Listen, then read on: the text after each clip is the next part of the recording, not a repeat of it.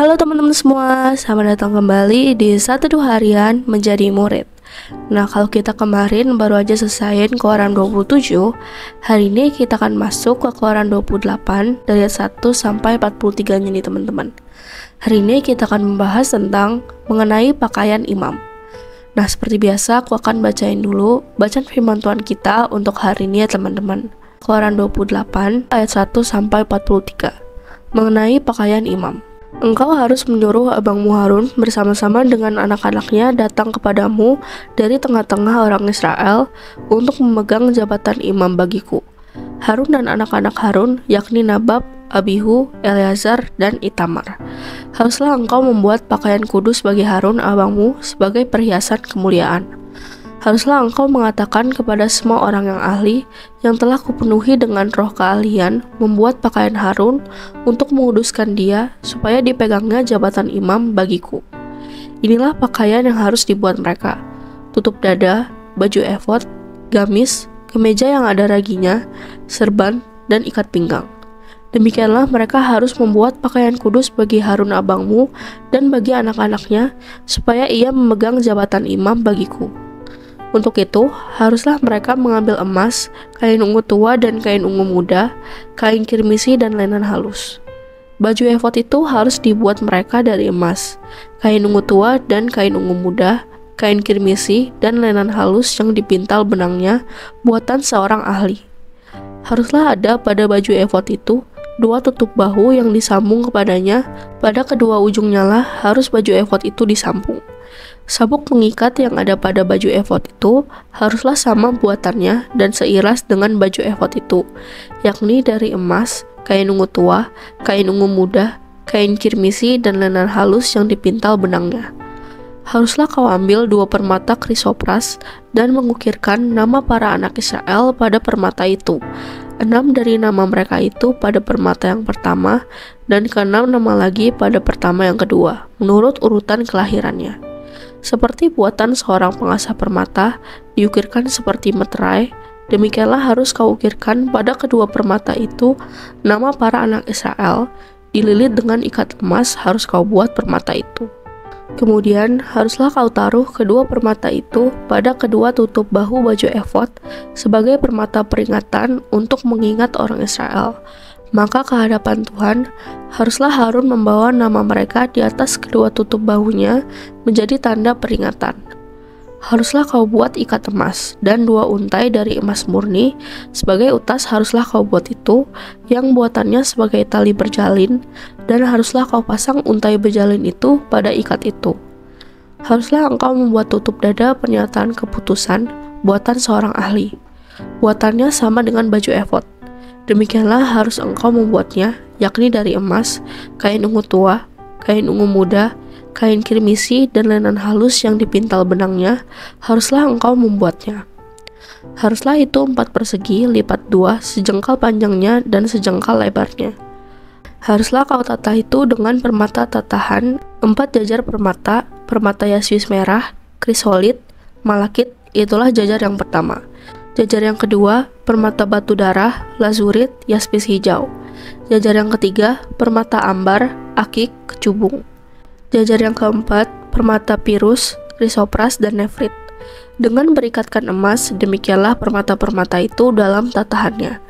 Sesuai dengan nama para anak Israel, permata itu haruslah 12 banyaknya, dan pada tiap-tiap permata haruslah ada diukirkan seperti meterai nama salah satu suku dari yang 12 itu.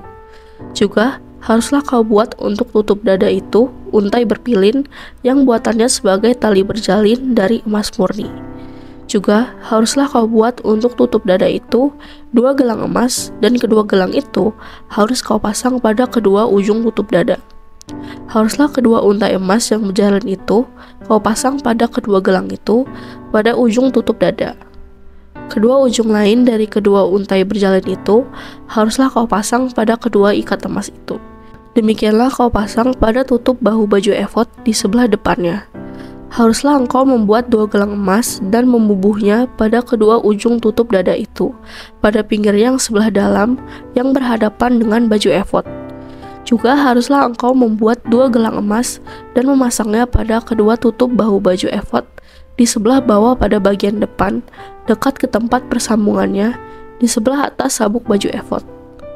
Kemudian, haruslah tutup dada itu dengan gelangnya diikatkan kepada gelang baju efod dengan memakai tali ungu tua, sehingga tetap di atas sabuk baju efod, dan tutup dada itu tidak dapat bergeser dari baju efod. Demikianlah di atas jantungnya harus dibawa Harun nama para anak Israel pada tutup dada pernyataan keputusan itu apabila ia masuk ke dalam tempat kudus, supaya menjadi tanda peringatan yang tetap di hadapan Tuhan. Dan di dalam tutup dada pernyataan keputusan itu haruslah kau taruh Urim dan Tumim. Haruslah itu di atas jantung Harun apabila ia masuk menghadap Tuhan, dan Harun harus tetap membawa keputusan bagi orang Israel di atas jantungnya di hadapan Tuhan. Haruslah kau buat gamis baju efod dari kain ungu tua seluruhnya. Lehernya haruslah di tengah-tengahnya. Lehernya itu harus mempunyai pinggir sekelilingnya buatan tukang tenun, seperti leher baju zirah haruslah lehernya itu, supaya jangan koyak.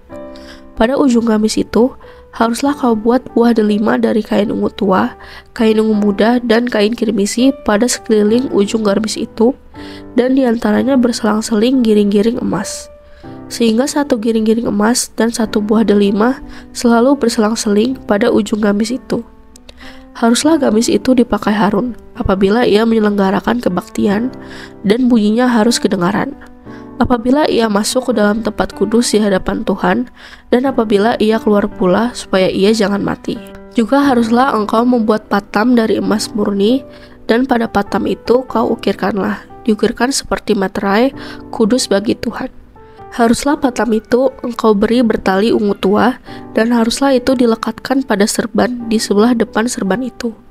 Patam itu haruslah ada pada dahi Harun, dan Harun harus menanggung akibat kesalahan terhadap segala yang dikuduskan oleh orang Israel, yakni terhadap segala persembahan kudusnya, maka haruslah patam itu tetap ada pada dahinya, sehingga Tuhan berkenan atas mereka. Haruslah engkau menenun kemeja dengan ada raginya dari lenan halus, dan membuat serban dari lenan halus, dan haruslah kau buat ikat pinggang dari tenunan yang berwarna-warna. Juga bagi anak-anak Harun, haruslah kau buat kemeja-kemeja, dan haruslah kau buat ikat-ikat pinggang bagi mereka, dan destar-destar haruslah kau buat bagi mereka untuk menjadi perhiasan kemuliaan. Maka semuanya itu haruslah kau kenakan kepada abangmu Harun bersama-sama dengan anak-anaknya. Kemudian engkau harus mengurapi, mentahbiskan, dan menguduskan mereka, sehingga mereka dapat memegang jabatan imam bagiku. Buatlah celana-celana lenan bagi mereka untuk menutupi daging auratnya. Celana itu haruslah dari pinggang sampai paha panjangnya. Harun dan anak-anaknya haruslah memakainya apabila mereka masuk ke dalam kemah pertemuan, atau apabila mereka datang ke mesbah untuk menyelenggarakan kebaktian di tempat kudus, supaya mereka jangan membawa kesalahan kepada dirinya lalu mati. Itulah suatu ketetapan untuk selama-lamanya baginya dan bagi keturunannya. Ya, demikian teman-teman bacaan firman Tuhan kita untuk hari ini. Sekarang kita langsung masuk ke saat teduhnya ya guys. Nah, di ayat 1-12 guys adalah mengenai pakaian-pakaian kudus yang ditentukan oleh Tuhan untuk para pelayannya. Ditetapkan bentuk, bahan, warna, dan sebagainya yang akan digunakan khusus untuk melayani di kemah suci. Karena pelayanan di kemah suci akan diserahkan kepada Harun dan anak-anaknya, maka pemilihan mereka untuk jabatan ini disebutkan dalam ayat 1. Dan penahbisan serta pengudusan mereka disinggung secara singkat dalam ayat 41 nanti guys. Nah, pakaian itu terdiri dari baju efod ayat 6-12, lalu ada tutup dada yang ada di ayat 13-30, ada jubah di ayat 31-35, serban di ayat 36-38, mantel atau jubah dan ikat pinggang di ayat 39. Nah, pakaian anak-anaknya menyusul. Nah, pakaian itu terdiri dari jubah, tunik, ikat pinggang, dan tutup kepala atau serban. Secara kebetulan, disebutkan dalam ayat 43 bahwa laci-laci juga harus dipakai oleh Harun, dan sebagai kesimpulan, if peraturan ini diabaikan, baik Harun maupun putra-putranya, mereka akan dilarang melayani Tuhan di kemah suci dengan ancaman hukuman mati. Saat itu guys, Musa adalah orang yang paling dekat dengan Allah, yang menjadi perantara komunikasi. Sekarang, Musa harus melepaskan sebagian dari fungsinya, memindahkan atau menyerahkannya kepada saudara laki-lakinya dan putra saudara laki-lakinya. Nah, catat ya guys, Musa tidak mengajukan keberatan atau perlawanan, tetapi melaksanakan kehendak Allah dalam hal ini dengan siap dan rela. Keren ya guys.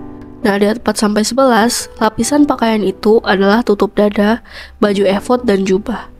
Bahan-bahan untuk pakaian imam harus dibatasi pada 6 bahan, yaitu batu-batu permata yang tidak disebutkan di sini karena hanya sebagai hiasan, lalu benang biru, benang ungu atau merah tua, kain kirmisi, dan kain putih yang disebut lenan halus.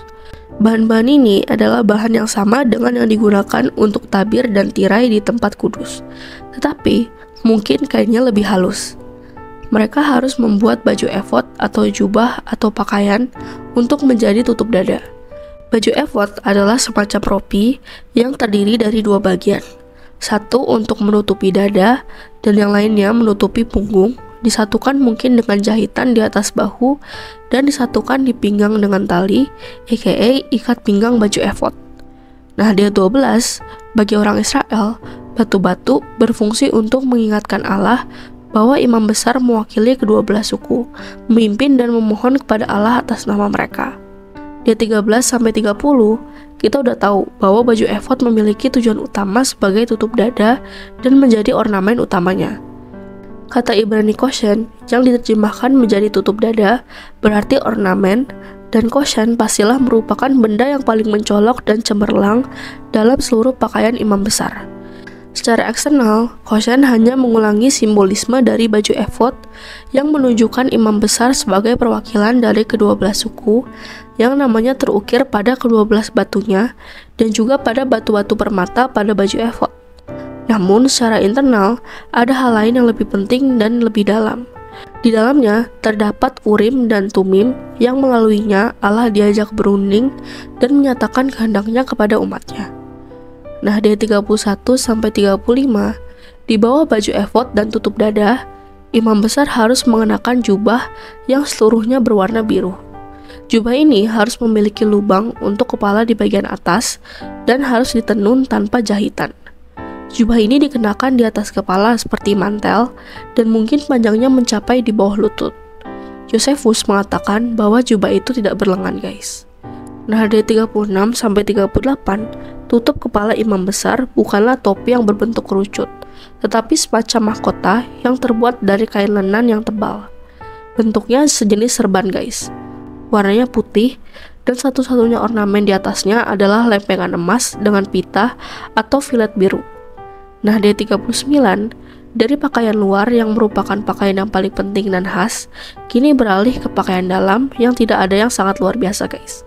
Petunjuk diberikan untuk tunik dan rompi. Nah, yang pertama harus ditenun dengan cara yang khusus. Yang kedua adalah hasil karya penyulam. Panjangnya sampai ke kaki dan memiliki lengan yang ketat. Kelonet itu berwarna putih terbuat dari lenan halus. Nah, di 40-43, pasal ini diakhiri dengan petunjuk-petunjuk singkat mengenai pakaian resmi para imam biasa. Pakaian itu terdiri dari kantong-kantong dari linen seperti yang dipakai oleh imam besar. Sebuah jubah juga dari linen yang berbentuk seperti jubah imam besar tetapi tidak bercelana. Sebuah ikat pinggang dari lenan yang jenisnya tidak dijelaskan secara spesifik, dan sebuah tutup kepala yang pas. Seluruh pakaian itu kecuali ikat pinggangnya berwarna putih. Rompi baju efod itu dianggap sebagai kebutuhan utama, dan imam yang tidak memakainya diancam dengan hukuman mati. Ya, jadi segitu aja teman-teman firman Tuhan kita untuk hari ini. Nah, sekarang aku mau kalian buat merefleksikan ya guys. Nah, hari ini kita belajar Tuhan Allah membuat aturan main dan umatnya mengikuti aturan main itu. Dengan detail, Tuhan telah menyatakan siapa yang akan memimpin mewakili 12 suku Israel melakukan ritual ibadah. Apa yang harus dikenakan yang berkenan kepadanya juga. Nah, jadi yuk kita belajar untuk menyerahkan seluruh liturgi hidup kita dari pagi melek mata sampai malam tutup mata dengan mengikuti aturan main Tuhan, bukan kita sendiri, ego kita sendiri kayak kita maunya jadi pusat kesenangan kita dipenuhi semua. Tuhan gak mau ya guys. Itu namanya aturan main kita sendiri. Semua berpusat pada kita dan kesenangan kita. Nah, jadi Yuk kita ikut aturan main Tuhan, agenda Tuhan, kurikulum Tuhan buat kita, sebagaimana imam yang udah ditentukan bagaimana dan apa yang harus dikenakan saat memimpin umat. Demikian juga kita dalam melakukan liturgi kehidupan kita, mengikuti kehendak Tuhan, yaitu Tuhan jadi pusat, Tuhan yang disenangkan, Tuhan yang dimuliakan. Yuk bisa yuk teman-teman. Nah lalu, pertanyaan efektif untuk hari ini ada 3 lagi nih guys. Yang pertama, apa yang kau pelajari tentang Allah hari ini? Lalu yang kedua, apa yang Allah sampaikan kepadamu melalui perikop ini? Dan yang ketiga, bagaimana kamu menerapkan firman Tuhan ini dalam kehidupanmu sehari lepas sehari, entah di kantor, di rumah, atau dimanapun kamu berada? Seperti biasa, teman-teman bawa jawab sendiri, atau kalau mau komen di bawah jawaban kalian juga boleh banget guys. Ya jadi segitu aja satu kita untuk hari ini. Sekarang aku mau pimpin kalian dalam doa penutup ya teman-teman. Teman-teman, mari kita berdoa. Tuhan, tolonglah aku untuk melakukan seluruh kehendak-Mu dan menjadikan-Mu pusat hidupku. Terima kasih Tuhan, hanya dalam nama-Mu kami berdoa. Amin. Tetap semangat guys, Tuhan Yesus beserta kita. Thank you for watching and see you in the next video. Bye-bye.